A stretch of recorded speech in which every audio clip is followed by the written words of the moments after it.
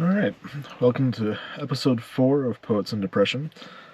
Some general housekeeping real quick, I guess, before I get into it. I'm going to be starting to kind of pull a lot of what I do under one banner. I'm not entirely sure what that all looks like just yet. But, so pulling the thread, subtext, Poets and Depression, so the podcast, the written stuff, the blog posts. I'm trying to get that all into one brand. So I've got everything on my website right now. Kolosh.com. If you go to poetsanddepression.com, it takes you to the Poets and Depression podcast page, which is a part of my website. I've also got a link there that goes to where all you can find this podcast. It also pulls in directly podcast episodes on the website page itself if you want to listen there. I want to start doing some of the podcasts for pulling the thread, the blogs where I talk about kind of writing, life, and advice, and like how that all kind of goes together. I've had quite a bit that ties into mental health as well. And I'd also really like to start doing more with subtext. That's where I go through and I find people on threads and social media, and I provided in-depth analysis of their poems, usually in the neighborhood of 2,000, 3,000 words, usually 3 to 5 pages, single space kind of thing. It just depends on the poem, depends on the mood that I'm in, that kind of thing. I try to give everybody the same level of effort and the same level of analysis that I give everybody, so it's kind of fair, but some days it's just different. Which is also why I've kind of backed off on terms of schedule, just because I need the space, I need the capacity to be able to do that, and I want to be able to give everybody the same level of attention that I want to give. I don't want to shortchange anybody. So I'm looking at doing that. I've got 15 issues of subtext out right now, so I've done that 15 times. I was doing it every week on Sunday. Since then, I think I've only done one this month, and I think I'm going to keep it kind of at one a month, maybe 2 a month. We'll see how that goes. It really just kind of depends. Like, I've had this issue before where I schedule things and I try to make deadlines and timelines for myself, and I get overwhelmed and I fail at it. And when I fail at it, instead of trying to get back on the wagon, I just stop doing it. And I don't want to do that. I really like what I'm doing now. I really like being on threads. I like the activity there, the community. It's fantastic. This is probably the most consistently I've ever written, and the most consistently I've stuck with it, the most consistently I've done anything like this. Like, I actually finally started a podcast. I've talked about that for a long time, and I finally did it. So that's exciting. And I've been doing the subtext thing. Like, there's a lot of stuff that I've wanted to do, that I've talked about doing, that I'm doing. But I want to make sure that happens. And so for now, that might mean I'm going to be only releasing new content every couple weeks, Or I might just have a certain day of the week, like Thursday or Friday, where, like, hey, if I'm releasing something new, this is the day that's going to come out. Now, that might be different for poetry. I might still post those on my website as they come out. I don't know yet. We'll see.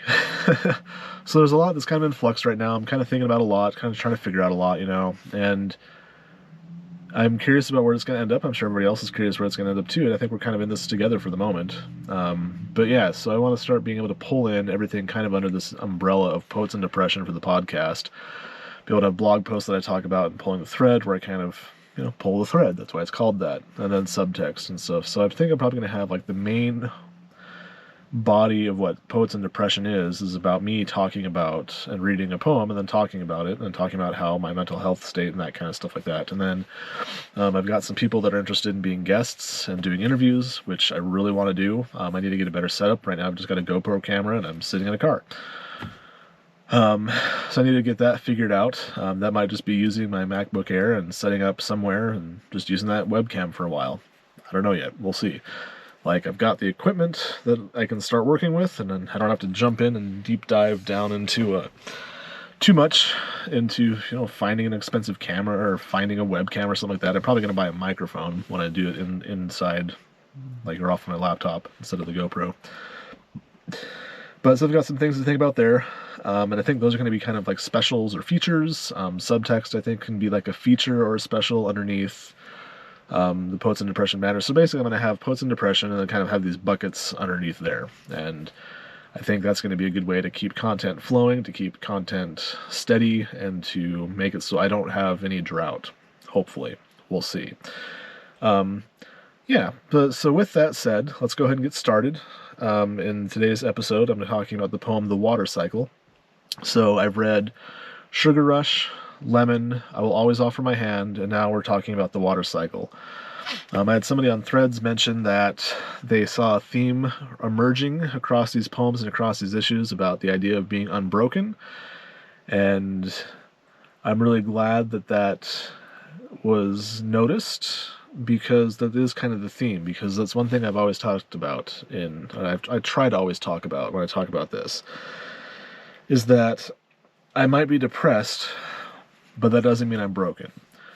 My wife might have anxiety and an eating disorder, but that doesn't mean she's broken. People that I know on Threads might have an anxiety or OCD or bipolar disorder, or like, doesn't mean they're broken. Just because you have a mental illness doesn't mean you're broken. Because really there's nothing to fix. Yes, we need to manage it, we can take care of it, and we can not let it just run rampant. But that doesn't mean you're broken. There's not something inherently necessarily wrong with you. You have a mental illness. Your mental illness is not you. And so that theme has really been strong in what I try to do, and I try to really remember that. That's what I talked about in the poem Lemon, where it started as this idea is like, I'm broken beyond repair, but no, I'm not, because I'm not broken. I need to manage my depression, I need to manage my mental illness, because because I'm finding the right tools, the right support, the right people. My mental health team has been fantastic, my Thread support team has been fantastic, my wife has been fantastic. It's not broken. I'm not broken. You're not broken. Remember that. Even at your darkest, even at your worst, even at your most deep down, just terrible at the bottom of the fucking barrel, you're not broken. You're never broken. And you're just not. But so Sugar Rush was about my depression winning, about mental illness winning. Lemon was about being angry and being able to fight back against it. I Will Always Offer My Hand is about being saved. And now the poem The Water Cycle is about being unbroken. So, the water cycle. As I rain below and scatter myself, indiscriminate, on rooftops that drum and wheat that whispers to their neighbors about the coaling of the thresher, I crack the sky in half. A blue yolk pours and illuminates the young face staring up into me. Tongue open and eyes closed to catch me. I never knew I needed catching or tasting. But as I am consumed, I am reborn, falling from the sky over and over again, the untruth of lemmings and cliffs. But I am not fabricated. I am eternal and unyielding. Sorry, I've got some parts of that poem that I really like, especially the blue yolk part for lightning. But so this poem actually came from two writing prompts. One was about being unbroken, and the other was talking about like writing from the point of view of a storm front or something to that effect, you know? And this came out of that. And so the idea of something that's being unbroken is the water cycle, and being that strong, being that continuous, being that eternal. Because that's kind of how we are. Like, my depression is a cycle, my mental health is a cycle, my mental illness is a cycle, and I'm sure everybody else that deals with mental illness has that issue where they notice there's a cycle. You go through depressive states, you go through anxious states. Sometimes it might be more heightened. Sometimes you might feel like you're in a continuous state of high anxiety or low depression, and that's fine. Like, that's still a part of your cycle. That cycle just might last a really long fucking time, you know? That's just what it is. But again, this idea that you're broken because you have a mental illness is bullshit, because you're not broken. I made a joke. There was a meme train kind of thing going around on Threads the other day that was like, OnlyFans but, you know, and so mine was like telling people that they're not broken just because they have depression or a mental illness. And I realized I wasn't really joking when I was talking about that, and I wasn't really joking when I talked about, hey, mine would just be me reading poetry, me talking about poetry, reading other people's poems and analyzing it, and then me doing something like this, where I talk through my mental illness to try to help both myself, but people that are listening or watching, and that the whole root of it is that you're not broken. because you're not.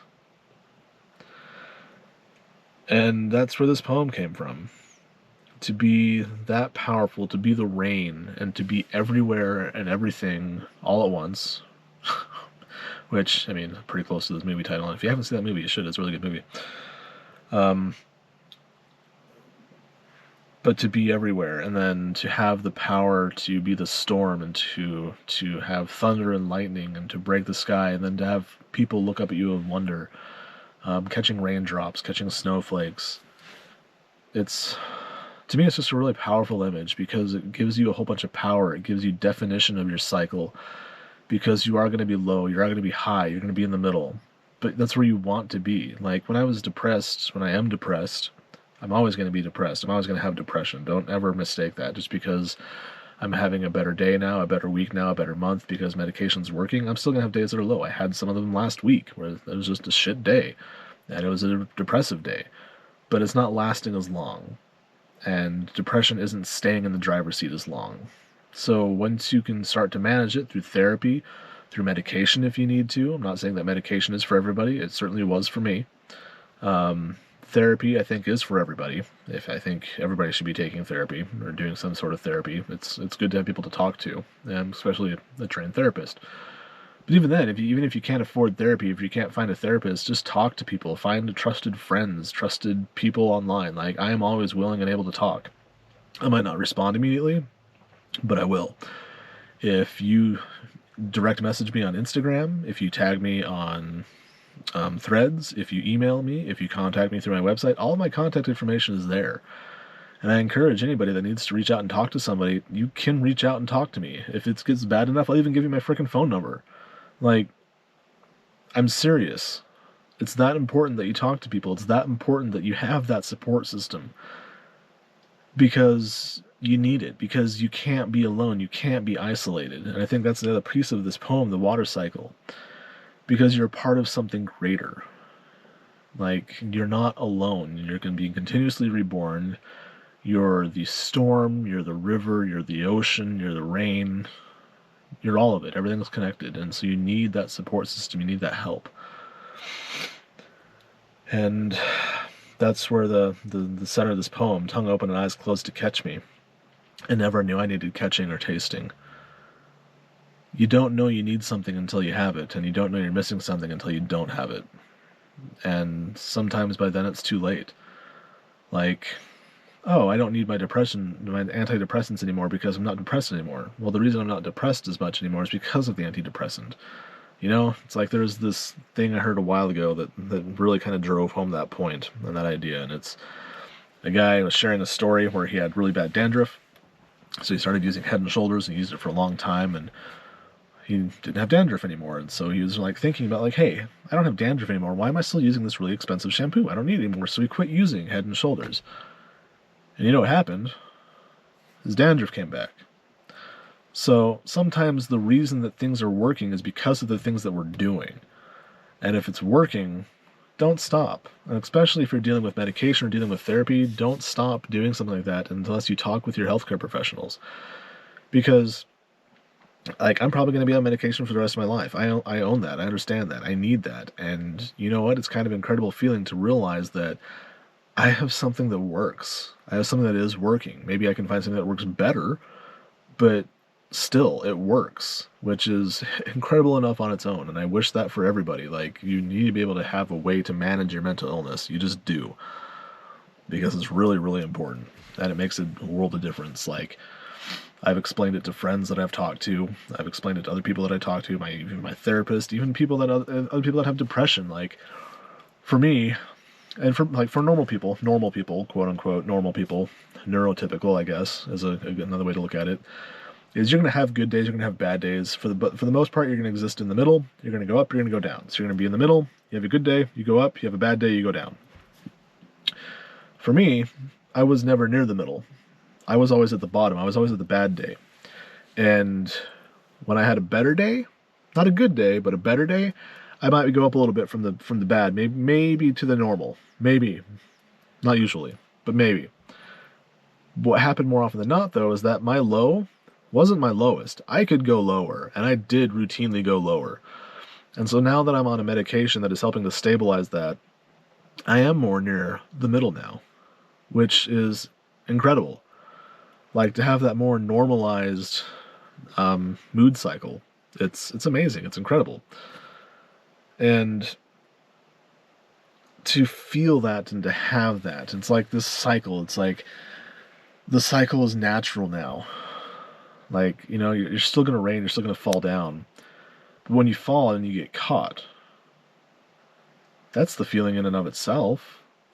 Like, you're not falling by yourself. You're not falling alone.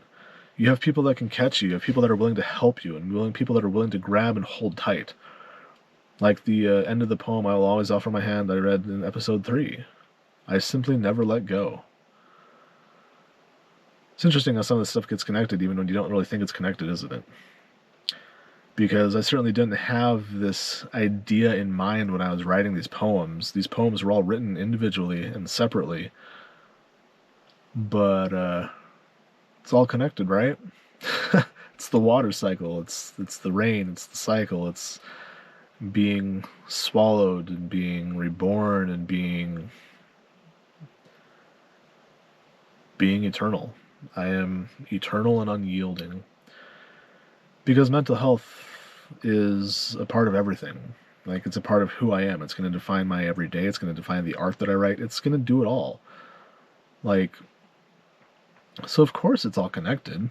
I probably have other poems that I can go through that I can read that would tie into all this as well too, and make these giant leaps and connections and circles, not giant leaps, but it's interesting. And then for those that aren't aware, the idea and the line about the lemmings, the untruth of lemmings and cliffs. Now, I might need to fact check this, but from what I remember, and what I remember seeing, is the reason that people thought those lemmings, little furry animals, would run off cliffs was because that's what the documentary company that was filming it made them do. Lemmings don't normally just jump off cliffs. Like, no animal is suicidal. Biology, I have a friend that's a biologist that would tell you this. Biology wants to survive. It is programmed to survive. It is unnatural to want to die or to seek death. And so for these lemmings to supposedly run off cliffs and just follow each other and be that dumb, no, they were chased off that cliff by the filmmakers in the documentary because they needed something exciting to happen. So the untruth of lemmings and cliffs. I am not fabricated. That's where that comes from. And that's what that means.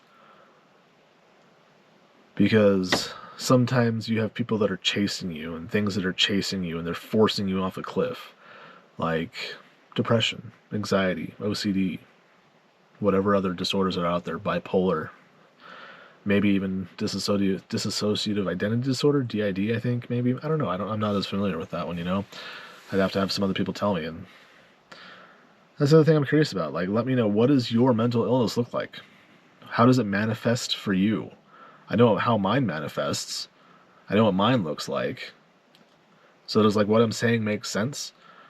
Does it work for everybody else? I mean, it's not a one-size-fits-all, but I imagine enough of what I'm saying resonates with some people out there, which is why I do this. Because if this helps one person, it's been worth it. That, and I like writing, and it turns out I like talking. So, I think with that, we can call this done for today. I'm not sure when my next episode will come out. I got to think about what I'm going to do. And like I said at the beginning of this, I'm going to start looking at how to incorporate and tie in subtext and pulling the thread and doing more. I want to be writing more about it. I want to be talking more about it. I still have poetry to write. I have a novel I've been working on for 10 years that I haven't gotten very far into yet. I've got a chapbook that I'm trying to publish. I've got a book of poetry that I want to get published, that I need to put together to get published. So there's a lot going on, but it's good. It is good. And it can be good. Remember, you're not broken.